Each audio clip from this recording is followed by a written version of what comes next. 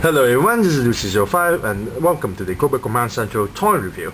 Today we'll be looking at the Revoltech Queen's Blade Series number 8 Elina. Yay, I finally got her. Now, before I start this, I have to warn those who are under the age of 18 or those who are easily offended by naked boobies and naked lower regions. Please don't watch this video, I warn you. Now, at the packaging itself, you can see the figure and the rest of the accessories. She comes with a lot of accessories. And at the bottom part of the paper label, you got Elina in her animation image, where she's licking her gauntlet. The M mode, where her clothing is all torn up. And her S mode, where she is now posed into a sort of like a dominatrix style or in a combat mode.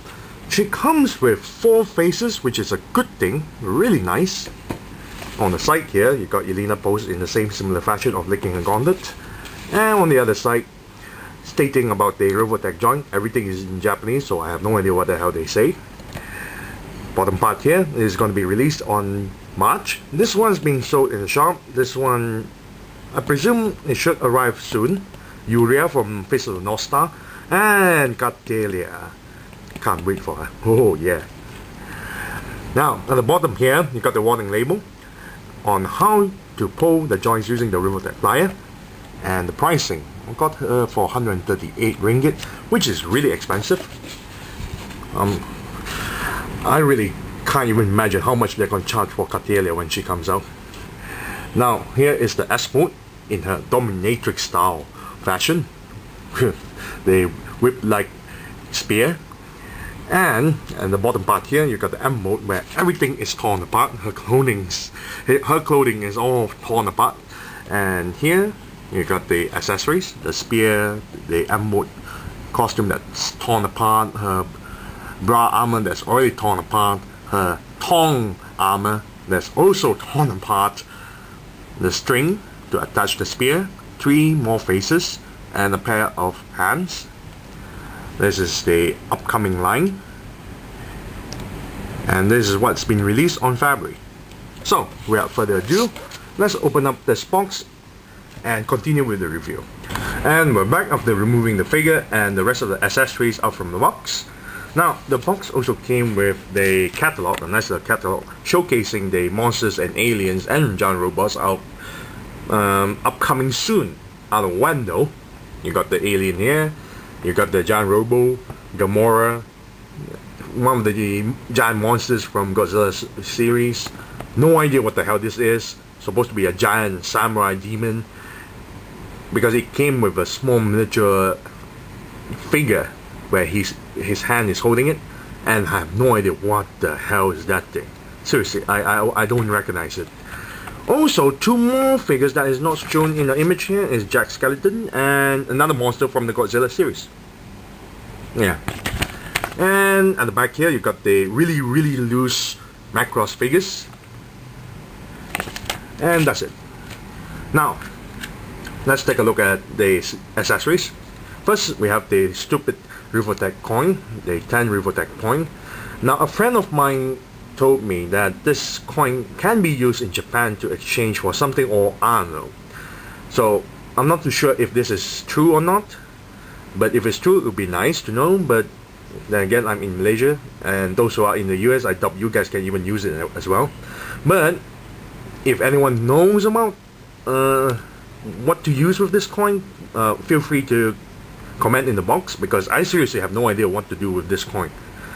At the back here it says Revoltech since 2006, and we have the nice little casing here to store all your stuff, which can't fit this costume. It's a bit too big unless you want to fold it, which I highly recommend not to. Then we have the faces. You got the cat face, yeah, shows her fangs. She's really nicely painted. Her face is blushing right now, really nice. Eyes are really nicely painted, very detailed stuff. Back of the face itself, there's no pegs, as you can see, there's just holes. The pegs is at the head itself. Then you have the other face, the combat stance face, really nicely painted. And the licking face, you have no idea the amount of inappropriate poses I use for this face, licking other Queen's Blade characters. Here we have the Yada face, where her clothing are all torn up. And a pair of hands. You got the gauntlet hand that can hold the spear. The other hand is open, and this hand here is flat. On the back here, I'm not too sure if you can see it, there's a small ring in the middle of the finger. It's supposed to hook, it's attached to her forearm sleeve. Very nicely done. And the other hand over there holds the spear. You got the bra armor, which is very soft plastic, very soft plastic. The tongue armor, which is also quite soft.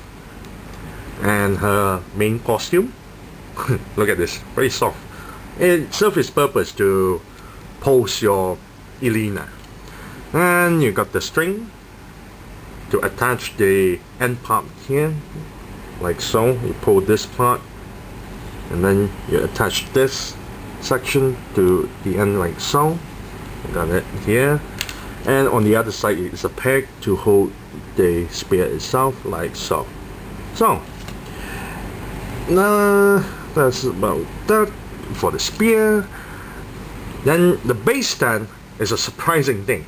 It came assembled in the box, but you have to connect it to the base, the bottom base here. And at the bottom you got a peg to hold the figure, which the figure's hole is at the, see the hole on at the heel there, same as one here. Let me try to put it back. Okay, here we have Queen's Blade series number 8 Elina.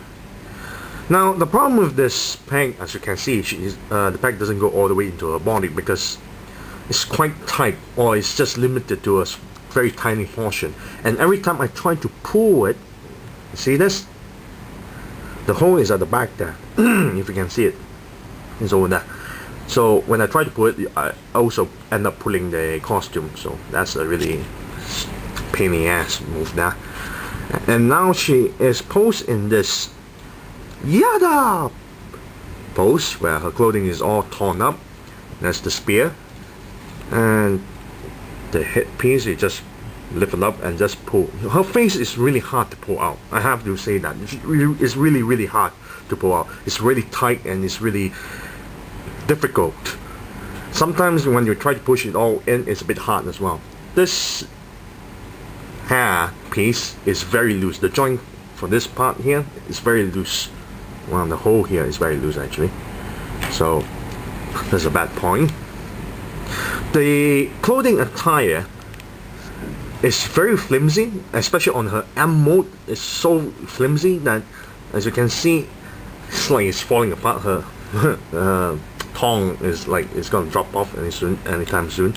So it's a really pain in the ass to put this clothing on because everything is not attached. Okay, her normal clothing is easy to put on. A bit pain in the ass sometimes. You see the tongue here. There's a hole at the back, and there's a hole here at the front, and all you have to do is slip this two piece in between, and there you go. But for this, it's all over the place. It's not connected, so really pain in the ass. I really love the paint job on the figure. The arm, the gauntlet arm here. The joint here is different. It's blue, as you can see. Very nicely painted. And there's a necklace jewelry there. It's in green. It's jade, I think. Emerald. Yes, emerald. Here, her boobies are not painted, which is quite disappointing. Her lower region is also not painted. Well, I wouldn't say painted. I mean, it's not pinkish enough. I can't believe I just said that. Yes. Now, I really like the figure because, seriously, with her faces and her poses and her torn clothing, there's a lot of amount of hentai poses I actually can do with her. And believe me, I really did try that. So, I give her a 7 out of 10, despite the difficulties with her costume and everything. So, thank you all for watching. This is Lucy05. I'm signing off.